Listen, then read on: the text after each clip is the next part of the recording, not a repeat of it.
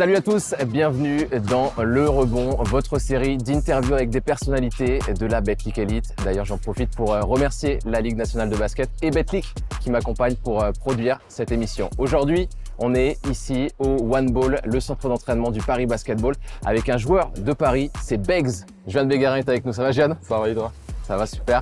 Ça vient d'où Beggs d'ailleurs? Beggs, ça remonte à l'INSEP. C'est vrai? Ouais, ça remonte à l'INSEP, c'est une petite blague que mes potes m'avaient fait pour me taquiner. Je rentrerai pas dans les détails. Tu peux rentrer dans les détails. Je rentrerai pas dans les détails, mais voilà, ils m'avaient appelé comme ça pour me taquiner, pour me rappeler une histoire et du coup c'est resté petit à petit. On en parlera de l'INSEP et du Pôle France. En l'occurrence, on va revenir encore plus loin, en Guadeloupe, parce que tu es né là-bas, aux Abîmes, si je me trompe pas. C'est ça. Parle-moi un petit peu de ton enfance sur l'île. J'ai vécu là-bas jusqu'à mes 14-15 ans avant de venir ici. J'ai commencé le basket à l'âge de 10 ans sérieusement, on va dire encore. Et puisqu'avant ça, j'ai essayé plusieurs sports et j'ai jamais été focus et très sérieux dans ça. Du coup, suite à ça, vers mes 9 ans, quand je passe de mes 9 ans à mes 10 ans, mes parents ils m'ont dit que j'allais être inscrit dans un sport et ça va être la dernière fois qu'ils m'inscrivent et si je m'y tiens pas, bah... Tu faisais du tennis, non? Ouais, j'ai fait du tennis avant. Okay. J'ai fait du taekwondo, j'ai fait du judo, j'ai fait de la natation, j'ai fait plusieurs sports. Et après, j'ai été ce jour, un jour m'inscrire dans une équipe de foot dans laquelle un de mes potes il jouait, qui était à l'école avec moi. Mais malheureusement, ce jour, il n'y avait pas le coach, il s'entraînait tout seul. Et du coup, on est arrivé, on a attendu, ils nous ont dit qu'ils viendraient pas. Du coup, mes parents m'ont dit, on va te mettre au basket. Et Moi, on m'avait raconté qu'il y avait un coach de basket qui est venu vers toi, il t'a dit « Je sens quelque chose, je sens que tu as du potentiel ». C'est arrivé aussi, c'était en février, lors du carnaval. On venait d'arriver, puisqu'en Guadeloupe, en fait, vu que le carnaval, c'est dans les rues, en fait, il faut qu'on se garde beaucoup plus loin pour pouvoir partir, etc. Et nous, on avait garé notre voiture, on marchait pour aller sur un spot pour voir correctement. Et à ce moment-là, on croise un coach et qui me regarde et qui dit qui sent qu'il y a un truc que je pourrais faire un bon basketteur. C'est Johan Vérin, je crois. Lui, c'était plus celui avec qui je m'entraînais régulièrement. Lui, il m'a plus encouragé. Dès qu'il m'a vu commencer le basket, il a tout de suite vu que je pouvais être un grand basketteur. Et donc, il a toujours cherché à m'aider, m'encourager et je me suis régulièrement entraîné avec lui puisque à l'époque, j'étais ce qu'on appelle poussin. Je crois qu'aujourd'hui, c'est U11. Ouais. Lui, il avait une équipe Benjamin de fils, c'était U13 et minime U15. Vu que j'étais jeune, je pouvais m'entraîner avec les filles qui étaient un peu plus techniques que moi parce que je venais de commencer. Et du coup, je m'entraînais avec elles et ça me permettrait d'avoir plus d'entraînement et m'entraîner plus. Et donc, elles t'ont martyrisé au début quand tu étais poussin? Non, ça allait. J'ai tout de suite accroché et ça a tout de suite été vite. Et on parle évidemment de ta famille aussi, c'est 4 frères, vous êtes une fratrie. D'ailleurs, c'est marrant, c'est un peu le gang des J. Il y a Jesse, il y a Jimmy, il y a James et il y a toi le petit dernier. C'est ça. C'est un gang de garçons. Exactement. Ma mère, elle a toujours nous a dit que depuis qu'elle est jeune, elle a toujours voulu quatre garçons. Et elle a toujours demandé ça, elle a toujours demandé jusqu'à ce que ça puisse se produire. Elle a été très contente. Mon père, malheureusement, lui, il voulait une fille, mais ça ne s'est pas passé comme prévu. Donc, il n'y en a pas eu 5 parce que le roster, là, il manque un joueur, là. Justement, c'est le papa qui fait le 5e joueur. Ah, il fait le Voilà. D'être le petit dernier, par contre, ça t'a aidé à vouloir dépasser tes frères un peu, qui étaient toujours plus grands, je crois. Tu étais toujours le plus petit. J'ai dépassé mes frères assez tardivement, on va dire. C'était plutôt sur mes 13-14 ans. Ça m'a aidé dans un sens oui et non, puisqu'en fait, quand j'étais petit, je ne réalisais pas encore que le basket, ça pouvait être quelque chose de sérieux pour moi. Et donc, en fait, je jouais, je m'entraînais un peu comme ça. Il y a ton frère, ton grand frère Jesse, qui est connu dans le basket professionnel, puisqu'il joue encore aujourd'hui. Il part, je crois, quand tu as 2 ans, il part à l'INSEP en 2004. Ouais. C'était quoi? C'était un exemple pour toi? Justement, comme je t'ai dit, moi, j'étais très jeune. Du coup, je ne savais pas du tout ce que ça représentait à ce moment. J'étais encore un bébé. C'est quand il revenait régulièrement en Guadeloupe, quasiment chaque été, qu'il revenait que je comprenais en fait que c'était un basketteur de haut niveau, puisqu'il y avait régulièrement pendant les étés des camps de basket professionnel. Notamment, il y avait Michael Gelabek qui faisait un camp, il y avait Rotek Bobois, il y avait Alex Aginsa. Toute la team Guadeloupe, là. Exactement. C'est quand il revenait qu'il jouait avec ce genre de joueurs et qu'on m'expliquait, que je comprenais vraiment ce que ça représentait. Du coup, non, c'était pas forcément quelque chose que je voulais viser. Ou quoi, ça m'est, on va dire, plus tombé dessus. Et petit à petit, quand même, tu te fais remarquer en Guadeloupe, même si tu es très jeune. À l'époque, tu as 14 ans.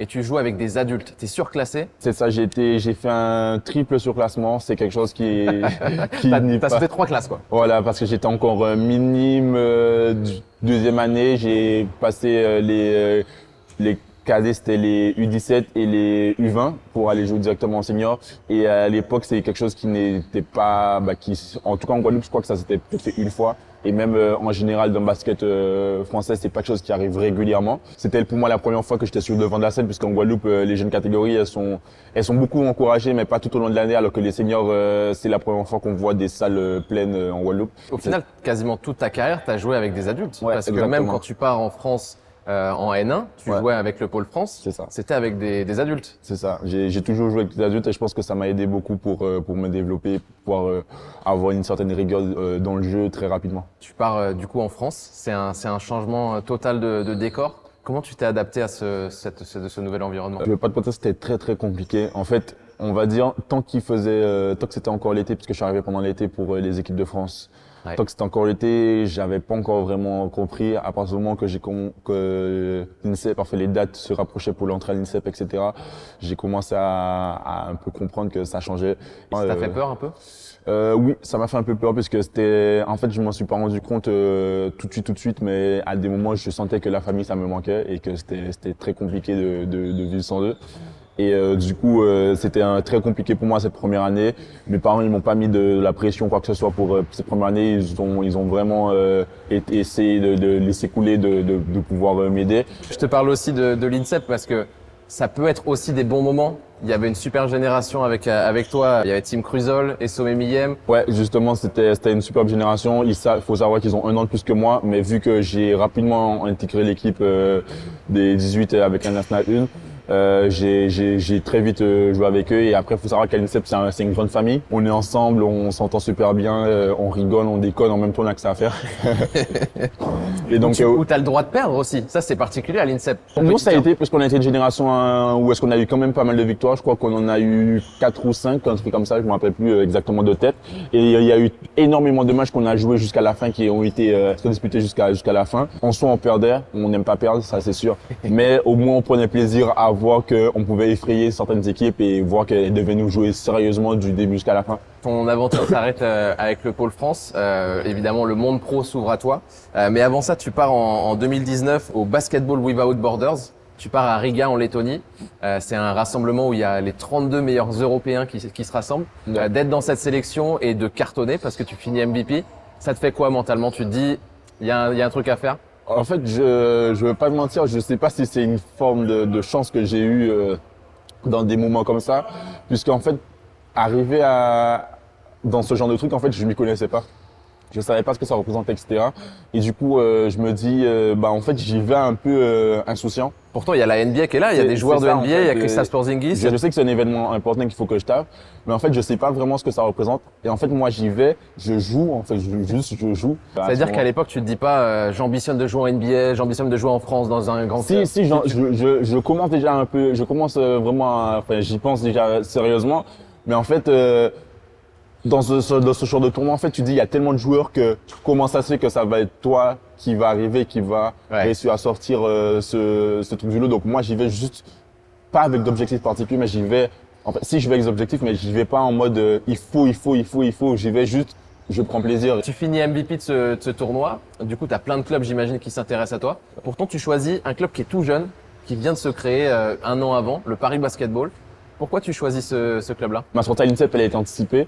J'ai demandé à sortir plus tôt, un an en avance. Et en fait, les coachs, au vu de la progression que j'avais faite, ils voulaient pas me laisser partir si je n'avais pas une situation sûre. Et ils m'ont dit que d'accord, on n'est pas contre que tu partes, mais par contre, à une seule condition, c'est qu'on veut que tu trouves faut que tu aies un club dans lequel tu peux pouvoir t'exprimer et avoir du temps de jeu. Je me suis penché vers la Pro B. Je me suis dit peut-être que ça serait plus intéressant, plus facile. Et c'est mon père qui avait entendu parler du Paris Basket. Il me dit c'est un nouveau club, ils sont tous jeunes, etc. Ça se trouve, ils sont en construction, ils cherchent des joueurs. Donc pourquoi pas s'intéresser. Et à ce moment-là, comme par hasard, il y a Jean-Christophe Prat qui vient et qui demande, parce qu'à l'INSEP on passe des entretiens avec les clubs, qui venaient nous voir, nous parler, nous développer leurs projets, et qui vient, qui s'intéresse à moi et qui commence à m'en parler. Et je vois qu'en fait le projet m'intéresse énormément, puisque ils ont l'ambition de faire jouer les jeunes, de nous aider à aboutir dans notre carrière et à accomplir notre rêve qui est d'aller en NBA. Il y avait David Kahn qui était déjà proche de la NBA, etc. Donc c'était tout un concours de circonstances et toutes les conditions qui étaient autour qui ont fait que j'étais plus intéressé à aller au Paris Basketball que d'autres clubs. Avant de passer à la suite, parce qu'on va parler de plein de choses avec toi, de faire un petit défi. T'es le premier à inviter et on va avoir l'habitude de jouer non pas au basket mais au mini basket. C'est le fast and shoot. Le fast and shoot avec Juan Bégarin. 45 secondes, je te mets un petit écart. 2 pas. 1, 2. On fera les mêmes règles avec tout le monde. Et le but, évidemment, c'est de rentrer le plus de ballons possible. Le jaune vaut 2 points. Les rouges valent 1 point. Ok. T'es prêt, Juan? Je dirais, j'ai pas trop le choix. 3, 2, 1, c'est parti. 1. Non. Ça fait 3 points.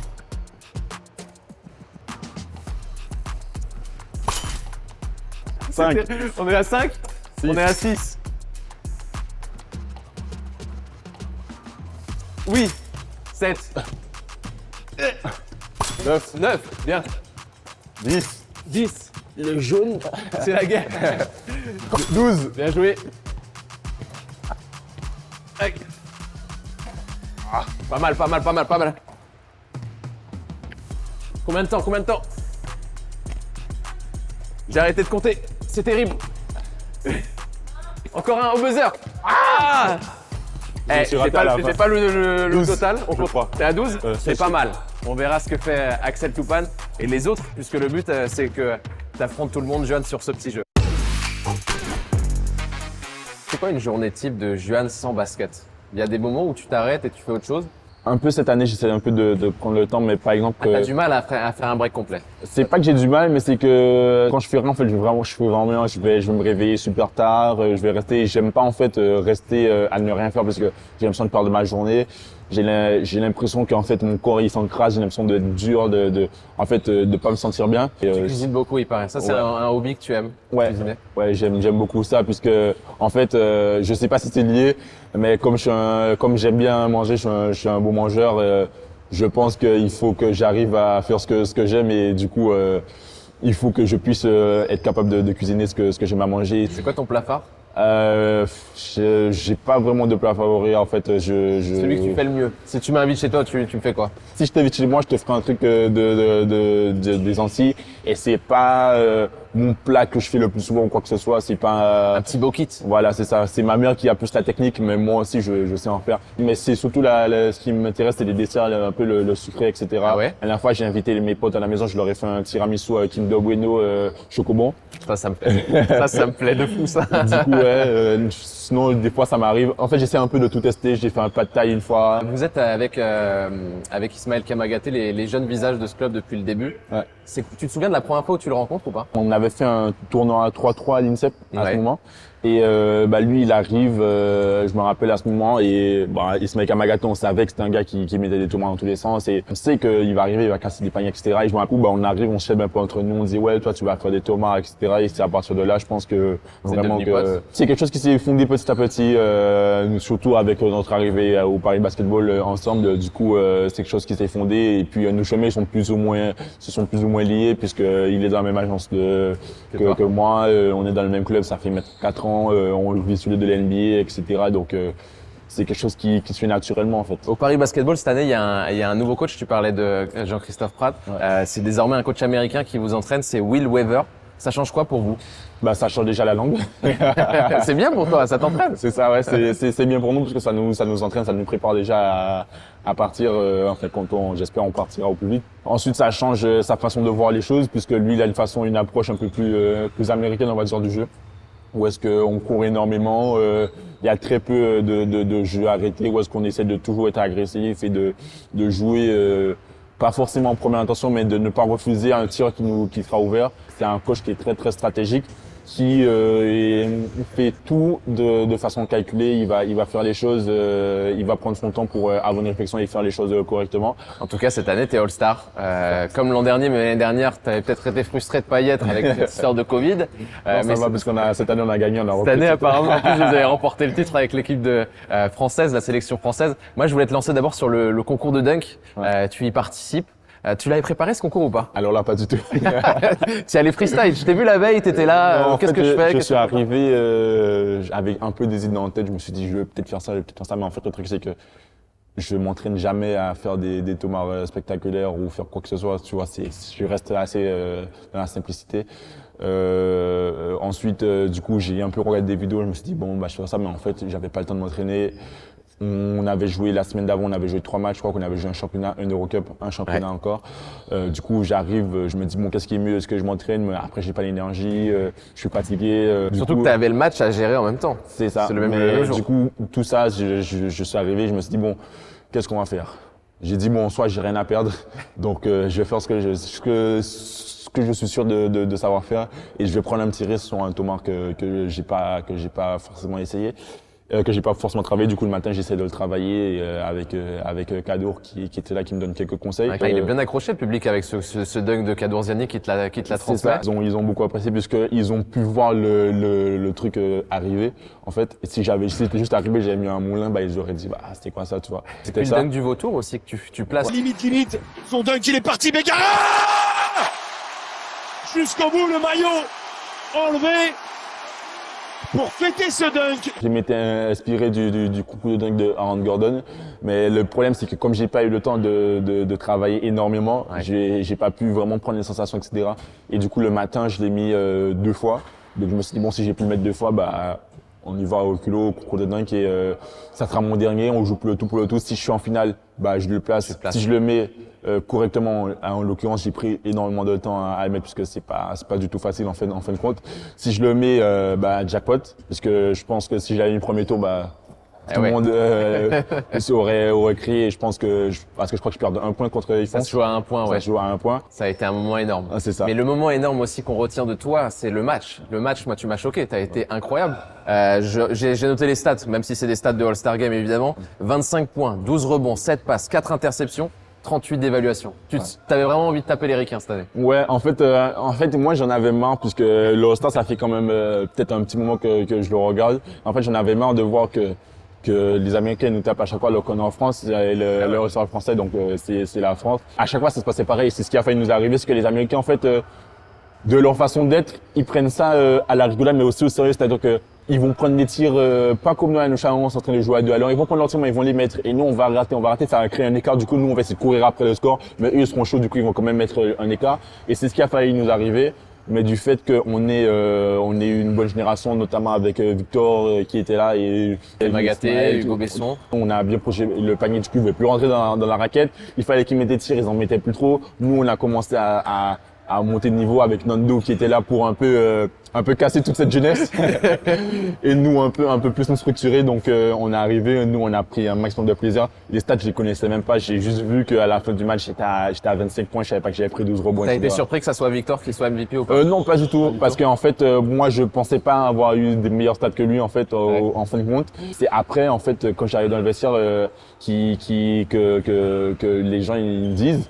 Et en rentrant chez moi ensuite que je vois sur les réseaux, etc., j'ai eu un MVP, etc. Mais moi, je comprenais pas. Du coup, c'est là que j'ai été checké. Je me suis dit, en fait, j'ai eu. Parce que Victor Wembanyama, au final, lui, il n'était pas d'accord avec son titre. Et je crois qu'il te la donne dans le vestiaire. Ouais, c'est ça. En fait, dans le vestiaire, j'arrive à ma place et je vois le trophée. Et moi, je regarde, je me dis, est-ce qu'il s'est trompé de place? Tu vois, après, je le vois au loin, il est sur son tel. Et je dis, ouais, Victor, ton trophée. Il m'a dit, non, tiens, t'inquiète, tu peux le garder. C'est toi le vrai MVP, tu vois. Et du coup, moi, pour ne pas le gêner ou mettre mal à l'aise, et un cadeau, ça se refuse pas. Je lui ai dit bon, c'est le tien, donc je vais pas te le rendre ou te refuser, ça se fait pas. Mais qu'on prenne une photo tous les deux ensemble pour qu'on puisse un peu immortaliser ce moment et savoir que que les deux, entre guillemets, MVP Ouais. ont eu le trophée au moins. Ça dit quoi de sur sa le stade. personnalité à Victor, ça? Bah C'est moi je dis que c'est un très bon gars puisqu'il a su reconnaître que les gens se sont trompés. Lui-même il a dit dans les médias qu'il soupçonne que c'est juste le fait que ça soit dû à son nom. Après moi je dis non, qu'il a quand même fait un énorme match en soi. Après c'est un choix de la LND, etc. Et moi je n'en veux pas pour ça. Ça reste un bon pote et on va se revoir en équipe de France, on va profiter encore Et peut-être en NBA, hein, Et on ne peut-être sait jamais. NBA, voilà. Lui, il ira peut-être cette année. Toi, tu as été drafté il y a 2 ans de ça, en 2021, par les Celtics, une équipe qu'on salue évidemment, c'est mon équipe préférée. 45e choix de draft. Ça représente quoi d'être à la fois joueur de Paris et joueur qui appartient à Boston? Pas grand chose puisque j'appartiens à Boston, mais je suis surtout focus sur Paris puisque c'est l'équipe pour laquelle je joue actuellement, donc il faut que je performe pour pouvoir aller rejoindre les Celtics, mais il faut aussi que je performe parce que c'est mon club, il faut que je puisse répondre à leurs attentes. Je sais juste que j'ai une sorte de pression supplémentaire qui fait que maintenant j'ai un statut de joueur NBA, on va dire, et que maintenant je dois retransmettre sur le parquet et avec une rigueur et avec un certain niveau sur lequel je dois pas descendre. Les Celtics, ils sont en connexion avec toi et à quelle fréquence? Ça varie puisque je suis en contact, on va dire, avec plus ou moins 4 personnes de là-bas. Le coach, quand j'ai été là-bas, celui qui s'occupait de moi individuellement. Ensuite, un scout qui travaille avec eux et avec Austin Henge et Brad Stevens. Ouais. Et du coup, comme tu peux bien imaginer, Austin Henge et Brad Stevens sont un peu plus occupés. Eux, c'est vraiment de temps en temps, on va dire, ils vont Stratégiquement, voilà. ils te parlent sur du coaching? L'année dernière plus, cette année c'était plus mon coach individuel et qui s'en occupait quand j'étais là-bas. Et du coup l'année dernière on faisait la vidéo toutes les semaines à peu près. Cette année c'est un peu plus compliqué parce qu'il est coach principal de la G-League, donc il a un peu moins de temps, mais ça sera mis en place. Et puis même il me fait des petits retours par message, etc. Par exemple je me rappelle après le match justement de Ankara où est-ce que tu lui montres la vidéo, il y a Bastien qui m'envoie un message, il me dit très bien, etc., que tu as bien joué. Il regarde tes matchs. Voilà, quelques minutes après ma blessure à la cheville en Euro, je m'avais plus c'était contre qui. Il m'envoie un message, il me demande comment ça va, etc. Ça montre qu'ils suivent, ils ne m'ont pas juste lâché dans la nature et ils me disent débrouille-toi, c'est qu'ils sont vraiment intéressés par, en tout cas moi c'est comme ça que je le vois, qu'ils sont intéressés par le profil et qu'ils veulent me développer. Il paraît qu'ils veulent te faire ressembler entre guillemets à Jaylen Brown, qu'ils veulent que tu t'inspires de ce joueur-là. Ils m'ont parlé de lui sur certains aspects du jeu. Après, ils m'ont pas dit explicitement qu'ils voulaient que je ressemble à ce joueur-là. Après, il te ressemble quand même sur un terrain. Ouais, ça reste un profil assez similaire puisque je me rappelle dans son arrivée en NBA, c'était un joueur qui était beaucoup dans les atouts défensifs, un peu moins offensif puisqu'il travaille un peu son jeu. Au jour d'aujourd'hui, c'est une des superstars de Boston et pour moi, c'est un très bon joueur de là-bas. On l'a vu lors des playoffs l'année dernière qu'il a explosé. On va finir sur des questions tac au tac. Le plus fort joueur que tu as affronté? Je dirais Monaco, je dirais Mike James. Ton plus grand accomplissement? Avoir été drafté. Ton plus grand exemple? Ma famille en général. Ton équipe NBA préférée? Boston. Moi aussi. Ta plus grande fierté? Voir mes parents être heureux après avoir fait un bon match ou performer, les voir être fiers de moi au quotidien. Ton manga préféré? Il paraît que t'es fan de ça. Ouais, c'est Naruto Shippuden. Le premier truc que tu fais en arrivant en Guadeloupe? Aller à la plage. Non, manger un bokit, je sais pas. Les deux en même temps. Ton meilleur pote dans le basket? Je dirais Ismaël puisque c'est avec lui que je suis au quotidien, que je vois que je suis un peu tout le temps, on se tape nos délires, donc je dirais Ismaël. À choisir entre les trois enfin, ta collection de mangas, tes katanas ou tes toupies de combat? Juste pour la valeur en prix, je dirais les toupies. Les toupies? Ouais. Tu me montres ou pas? Y a pas de souci.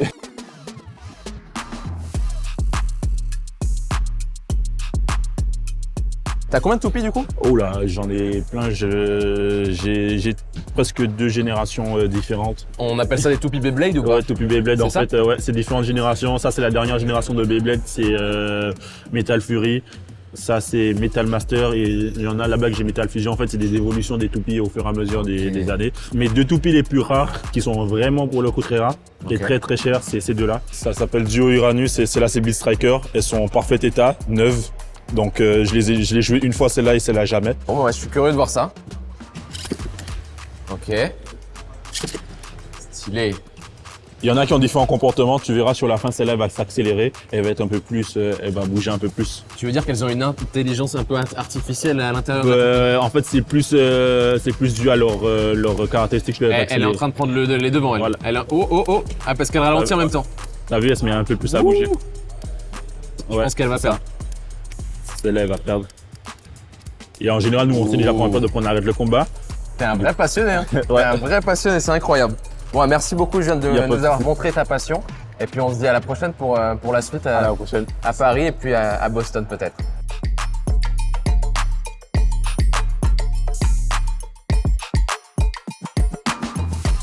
Salut, c'est Joël Megarmin du Paris Basketball. Venez gagner mon maillot dédicacé.